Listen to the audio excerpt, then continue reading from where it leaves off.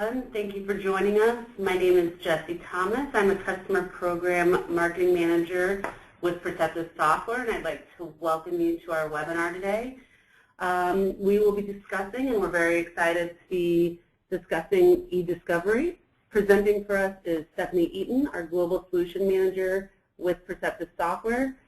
Throughout today's presentation, please submit any questions you have through the GoToWebinar question box. We will make time at the end for the Q&A. I'll turn it over to Stephanie, and again, thank you all for attending. Thank you. Good morning, everybody. This is Stephanie Eaton. I am the Global Solution Manager for Information Governance Solutions here at Perceptive Software. And I'm excited to talk to you guys today about eDiscovery, which is not always that exciting, and it's definitely not easy. So I'd like to talk with you a little bit today about some of the changes that we've seen in trends and just in the industry itself, some of the things that have occurred within eDiscovery, maybe some of the headlines, some of the organizations that have made headlines, as well as talking to you about how you can be more proactive. And hopefully you will walk away today with having a few ideas on how you can make your life in eDiscovery a little bit easier. So first off, I'd like to talk about some of the things that I've seen in the headlines, and the headlines are never short of stories around eDiscovery. One of the ones that caught my eye recently was a $30 million fine for actual eDiscovery abuse. Most of the time, a lot of the fines are incurred because of accidental things that have occurred, not necessarily intentional. It seems that the judge really feels like there was misconduct in this case where critical evidence was destroyed. They failed to produce documents that they should have, and ultimately they engaged in a systematic campaign of misdirection. So it's a pretty steep fine, but it sounds like the judge was pretty sure that a lot of these things were intentional. This one really caught my eye because, as you know, in eDiscovery, both sides are required to produce information, and electronic information is really what we're discussing today, but any information relevant to the case is required to be presented. And usually there are certain things that are protected or confidential, and if the items have not been requested, then they don't have to be turned over. So in this particular instance, privilege was waived when they did turn over evidence that they shouldn't have because they felt that they didn't take the reasonable steps to prevent the inadvertent disclosure.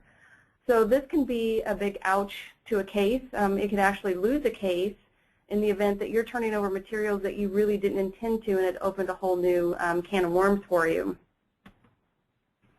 And lastly, this one is really a precedent in what we're seeing happen with electronic information. And in this particular case, the U.S. District Court confirms basic rule on consulting custodians for input on search terms, which I find this extremely interesting and eye-opening in that finally the judges are realizing that the custodians are not the people that are in the courtroom. They're not the lawyers, they're not the CFO, they're not the IT person, but they are actually in the different areas of the day-to-day business. And those are actually the custodians of the information.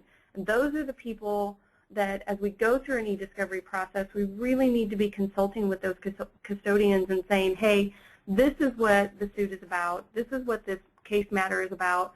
What key search terms are we really going to need to look for? And I think those are the people that need to be involved in that. And I'm happy to see that it's actually becoming more of an issue in the courts and that it's becoming more and more common.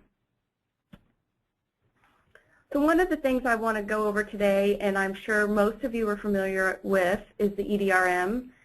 If you are not familiar with the EDRM, which is the Electronic Discovery Reference Model, go to the EDRM.net website and make yourself more familiar because it's a great framework for eDiscovery. And each of these areas on this particular website will have information defining those areas and what they mean to you. And one of the things that I've noticed within the last year, and I don't know exactly when they changed it, but the first area that we see here says information governance, and it used to say information management, which a lot of people took as records management. But that has turned into more of a bigger umbrella, and information governance, as we'll talk a little bit about it today, is a much bigger area than just eDiscovery. So information governance is going to manage your security of your information, it's records management, it's eDiscovery, it's you know, how you secure even the location of your servers, it's the roles and the assignments that go on within an information governance program. So it over-encompasses everything within your organization to make sure that you're in compliance, that you're protecting your information, and that eDiscovery is a little bit easier. So that's kind of the first area that it covers, and one of the things that we're really going to focus on today is what people are doing in their own organization to make eDiscovery a little easier, or at least less costly. And these three areas that you see here in orange, information governance, identification, and preservation, are really the three areas that people have found we can bring these in-house, we can reduce the amount of information we're handing over to the lawyers, and we can reduce that $450 an hour fee by quite a bit if we aren't turning over as much information. And we know our information better than they do, and we need to get a handle on that before we start turning it over, because that's really where the cost savings is going to be. Now I'm going to show you some what I call return on investment examples, and that's kind of a stretch of that, and I just kind of put that up there as kind of a joke, but not really, in the sense that I don't think you're going to be able to walk into a meeting with stakeholders and say, hey, I need $2 million to implement an information governance program because I can save us $400 million in fines. But it is an eye-opener when you look at these, and I think some of them will be very familiar to you. Target, obviously, is facing some pretty big fines, and I don't know that that's actually been decided yet for their data breach. PG&E, a $3 million fine for problems within their record keeping. American Red Cross also had problems in their record keeping. Affinity Health Plan, they have a pretty large HIPAA fine. Rolls-Royce, this is not a case that has gone through yet, but there's a whistleblower that said that they have a secret set of books that are being investigated. And Enron, we all know the huge fine that got slapped on Enron.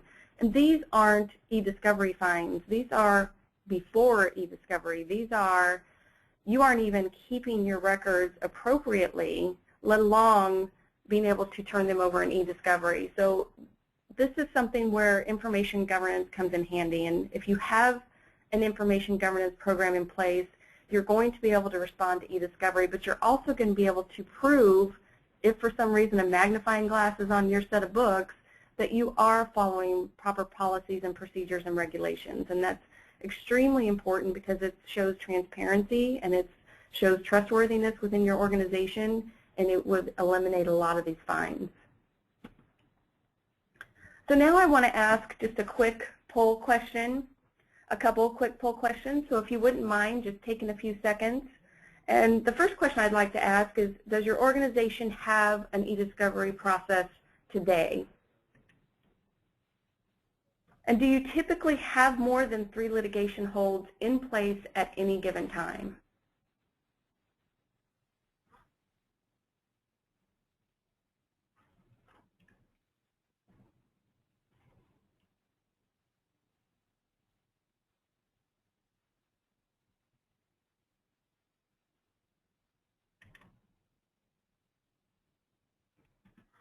Thank you for doing that. And now we'll just go on to some of the trends that we're seeing, and I think this one is pretty obvious, the amount of data that's growing rapidly year after year. And when I'm speaking of data, I'm referring to electronic data, in that used to be all of our data was created manually on paper by a form, typed up, and then put into some sort of system. That still is occurring a lot, but is now often created electronically. So a lot of our information is being born in the digital world. So it never is in a paper form, unless of course it's printed. But these things are making a big difference when it comes to how we are managing this electronic information. And I found this graphic pretty interesting in that if you look at the bottom, just how much information is out there right now. If you look at 566 billion objects stored on the Amazon cloud, or 50 billion web pages indexed by Google, 845 million monthly active Facebook users. There is a lot of information out there, and every bit of that is discoverable if it's relevant to the matter. Another newer challenge, and I say newer because not everybody has adopted the bring your own device policy. It is extremely popular right now, especially as the younger generation is coming into the workforce, and a lot of organizations are just allowing it to happen and not thinking about some of the things that you really need to think about and the problems that it can cause. And one of them being, if you are in eDiscovery, how are you getting that data off of someone's mobile phone? How are you getting that off of their laptop that actually belongs to them? And what is their expectation of privacy? Should they expect privacy on their own mobile phone even though they're doing company business on that mobile device? So there's a lot of questions to answer. Another one, I know I have my own mobile phone, and I'm thankful because I carried 2 mobile phones for a long time, and I hated that. So now I use my own phone for business. I also know if I lose my phone, they're going to go in and wipe my data, and that's been told to me. I had to sign a little contract that said I understand that. They support certain things on my phone, but if something goes wrong with my phone, I can't go to my IT department. So there's definitely expectations that I have by using my own phone. And those are worth it to me. That actually makes me more efficient. I'm more comfortable using my own phone. I probably spend more time working than I would if I had 2 phones. So there's a lot of advantages to it, but there's also a lot of things that organizations need to think about. The cloud is a big topic, and it's been a big topic for a while now. And I think it's calming down a little bit. People are feeling a little more comfortable. They're actually actively searching for cloud solutions, which is a good thing. This is obviously less expensive to your organization. There's less management resources that you need to manage a cloud application. But there's also things that you have to think about. And again, one of those is eDiscovery. How are you getting that data? If you need to produce that data, how are you bringing it in? How are you able to search for it? How are you able to export it? Those sort of things you should be able to ask your cloud provider up front. And other things, like, is my data protected? How is my data protected? If I migrate to a new application, how do I get that information over into my new application? What if my cloud company goes out of business? So these are all things that need to be asked, and any cloud provider should be able to answer every one of these questions, and they should be in the contract that you sign with them. It should be just common sense for them to know this information. So if you do run into a cloud provider that doesn't, probably best not to go with them. So what are some other things that have changed? Well, the Federal Rules of Civil Procedure in 2006, a lot of us are aware of the fact that they had to make a lot of changes because of electronically stored information, and they had to specify that this information is discoverable, how it's discoverable. The problem is that a lot of people kept their electronic information forever, which they still do, unfortunately. And we found that there's a lot of systems out there that are obsolete, and recovering some of that electronic information became very costly. And a lot of the lawyers would take advantage of that and say, hey, I'm going to need all this information from the last 15 years. So it's becoming more and more that the courts are seeing a need to reduce that cost and kind of narrow down those amendments. And there's some new amendments coming out, and if they're approved, they will actually be in effect December of 2015, and they will actually help reduce the cost of actually producing obsolete information.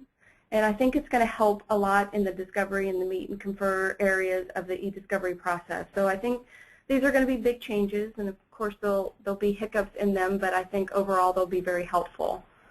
So one of the other things that has changed, and one of the things that we're really kind of talking about today, is as organizations are doing more with less, eDiscovery is becoming its own business area. And they're looking for people with eDiscovery experience, hiring those people, bringing them into their own organization to help manage that process in-house, and to help bring as much of that process as they can before they turn it over to the law firms. And investing in technology, and I don't mean necessarily buying new technology, but a lot of organizations have ECM software, they have search software, they have content management that they use on a day-to-day basis in other areas, and they are now looking at this, how can we use this with our eDiscovery? I know that we have all this information in our content repository. How can we reuse this information in the 3 different case matters that we have going on right now? Where can we save money in the technology tools that we have today? And sometimes it is a matter of maybe we need some additional tools, and a lot of those tools aren't very pricey. And this is where organizations don't actually go out and look for a full-blown eDiscovery product, because it does require a lot of resources. It is very expensive to implement. It's a very expensive tool. So they really look for things that they can do before it has to go to the lawyers, before it has to be put into a full eDiscovery tool, which most law firms use. But they try to do more with less and really utilize what they have in their organization today. And the other big thing, and this is not a small change, but if you haven't been hearing information governance, you will start hearing it more and more. And organizations are budgeting to have a program in place, because overall, that proactive approach is a lot cheaper than that reactive approach. And I think more and more companies are realizing that. Now for a second poll, if you will take a few minutes and just answer a couple more questions. Do you currently have an enterprise search tool that helps automate your discovery search? Do you currently have an eDiscovery tool? If no, if you have,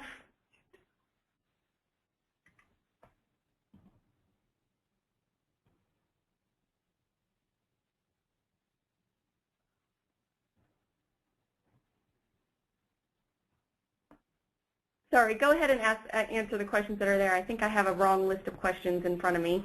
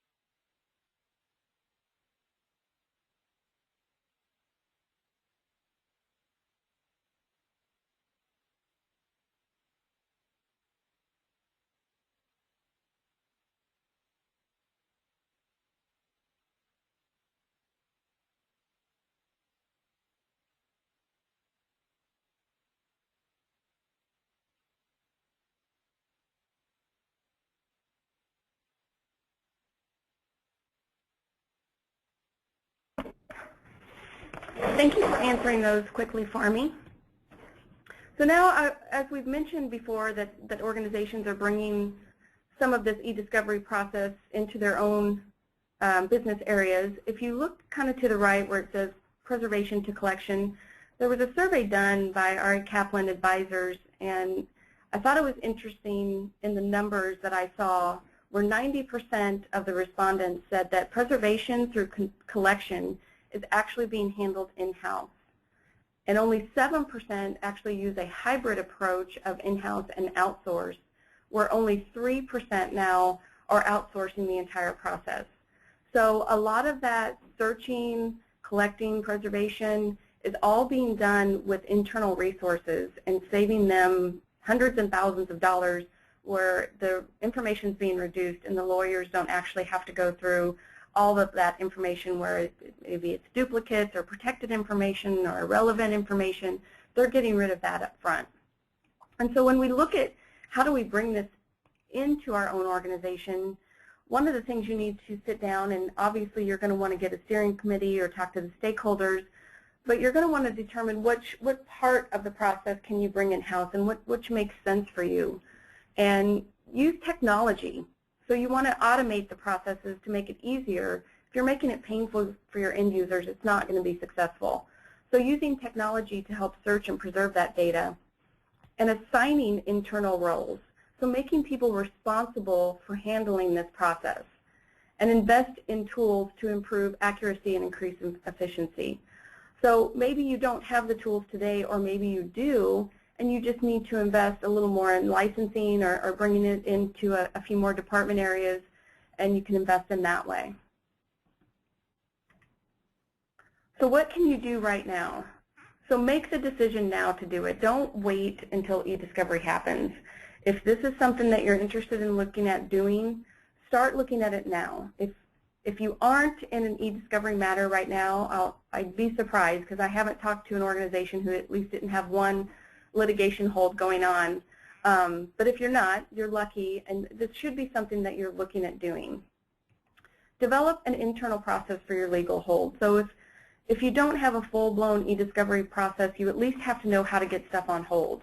I mean, you have to do that before you even give the stuff to your lawyers or to outside counsel. So you're going to have to figure out, how can I put a legal hold on the relevant information? And then decide, is preservation and collection something that I can do within my own resources and my own organization? So some common areas that we've talked about are collection. So really locating the potential sources of the ESI. So where is the information coming from? And this kind of goes back to talking to your custodians, making sure that you know where the relevant information lives, and maybe it is on local drive. So how are you going to handle that? And processing, reduce the volume of the information, whether it's through duplicates, near duplicates, maybe it's privileged information, confidential information. Reduce the volume of the information before you're handing it over to your lawyers. And review. Evaluate that information to identify the relevant documents. Remove privileged or confidential information. Get that information ready, whether it's through redaction, removing the document completely, or even just flagging it, saying, hey, lawyer, take a look at this. I think this is confidential or privileged. I don't think we want to turn it over. But it helps them to not make any mistakes and inadvertently disclose privileged information. And being proactive, as we've said, being proactive is always less expensive than being reactive. And this is more around the information governance program that we've talked about. And if you look to the right again, it's the same survey. And they asked the question of, do you have an information governance program in place? If no, why not? And 52% identified cross-practice collaboration as the most significant inhibitor to not having an information governance program. 22% said they had insufficient budget or resources, and 17% described an unclear business driver. And I thought that was an interesting one, because we all know we've been in meetings where we have 3 or 4 different departments in there, and everybody's pointing the finger at who it belongs to and whose budget it should come out of. So it is important to identify the stakeholders, and it should be more than one business area. Obviously, information governance affects everybody, so everybody should really be a business driver to make that possible. So again, we're talking about using technology to automate information governance, eDiscovery, put those policies and practices in place, but you also need metrics to ensure the effectiveness. So make sure that you have ways to tell that you're being effective, and if not, make sure that the policies are flexible enough that they can be changed to be effective. Internal roles to manage the process. Make sure you have the stakeholders involved, you have a steering committee, and you also have the people responsible for making the process happen. And tools to improve accuracy and efficiency. I wanted to quickly touch on the definition of information governance, and there's a few of them out there. Gartner has one, AIM has one. Information Governance Initiative is a fairly new organization online, and I have their website. I think it's igiinitiative.com, but you can go there and get a lot of information around other people who are starting information governance programs. So this is not an old practice. This isn't something that's been around for a long time. So a lot of people are in the same place of just investigating what this means and what they would have to do. So if you just look at this definition, it's pretty clear and to the point. Information governance is the activities and technologies that organizations employ to maximize the value of their information while minimizing associated risks and costs. So if we look at any type of practice or any type of program in an organization, there's three things that are affected, and it's people, process, and tools. So within your information governance program, you really have to create a culture. You have to have that steering committee. You have to have a strategy, and you have to have accountability and rewards. The processes will only work if the right people are in place. So putting those processes together, the policies, the procedures, assessments, auditing, making sure that everything is being effective, what's not being effective can be changed, and tools. So whether it's, an application or a tool that you currently have, or even just access from mobile devices or the network performance, all of these things need to be thought of in the matter of information governance. So to sum it up, organizations are really doing more of the eDiscovery process in-house. They're really saving money by bringing in those particular areas within their own organization. Changes in the industry continue to be growth with the digital information, the use and regulation around electronic information, and reducing the risk and cost by being proactive. eDiscovery is not an if, it's a when. So it is unavoidable. It will happen. Be proactive and get an information governance program in place. But first, really look at your eDiscovery process and really look at what that particular process you can bring in-house. So one last poll. We'd like to know if you would be willing to spend 30 minutes answering questions about your own eDiscovery process. No sales pitch, just to kind of hear what process you have in place. If you don't have a process in place, what kind of pain points you're finding in place right now, and are you searching for a solution? If you wouldn't mind and you would like us to contact you, please say so, and we will send you an email.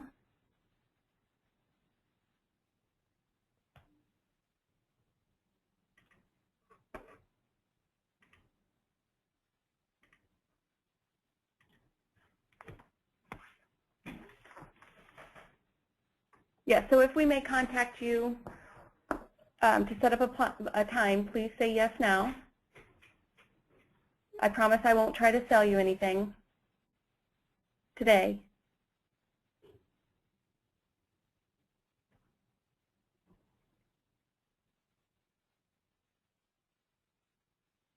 And if you don't know right now, we will be sending out emails later to thank you for your attendance, and you can always submit your information at that time. We would love to hear from you.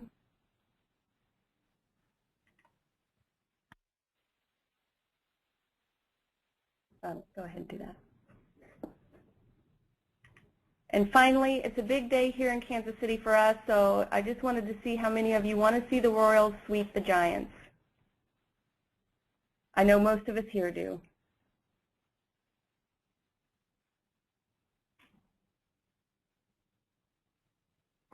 Well, I want to thank you for your time today. And lastly, before I leave, I've put up an Inspire slide for you to review. If you're not signed up for Inspire, it's one of course, our big event every year. Next year, being in Washington, D.C.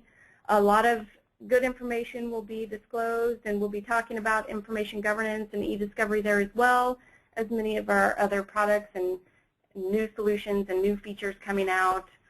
Always a good time, so if you haven't signed up, please do so.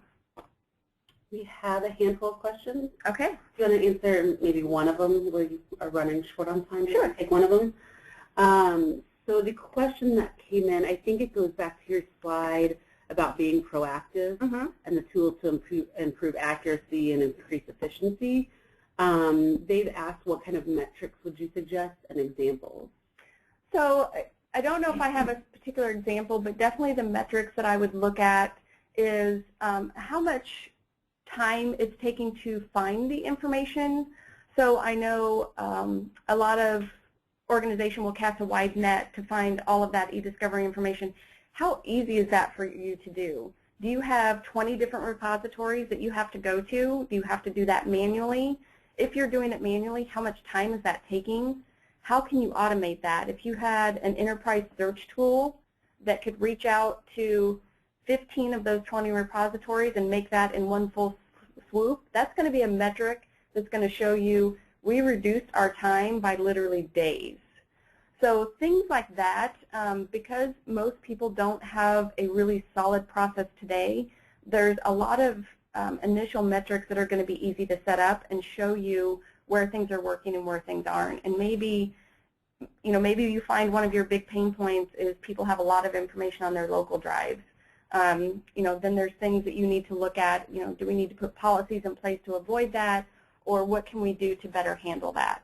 So I think there's a lot of different areas where you can put metrics that would show you a big difference immediately. Okay, thank you. That probably puts us over time. All right. It does actually put us over time. So for any questions that were unanswered, there are still a few out there. We will follow up with you. And if you think of any, after we conclude today, please feel free to reach out to your AEX. And thank you for attending. We hope everybody has a great day.